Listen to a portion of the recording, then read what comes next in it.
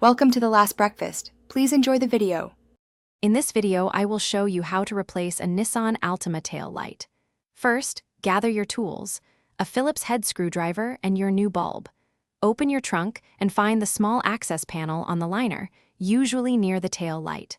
Carefully remove the two plastic clips holding this panel in place. This will give you access to the tail light assembly from inside the trunk. Now, gently pull back the trunk liner to fully expose the tail light assembly. You will see two 10mm nuts that secure the assembly to the car's body. Use your screwdriver to carefully unscrew these nuts. Once they are removed, gently pull the entire tail light assembly straight out from the vehicle. It might be a little snug, so be patient.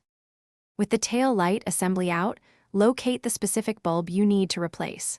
Twist the bulb socket counterclockwise to unlock it from the assembly. Then, gently pull the old bulb straight out from its socket. Be careful not to touch the glass of the new bulb with your bare hands. Insert the new bulb firmly into the socket until it clicks into place. Finally, carefully push the tail light assembly back into its original position on the car.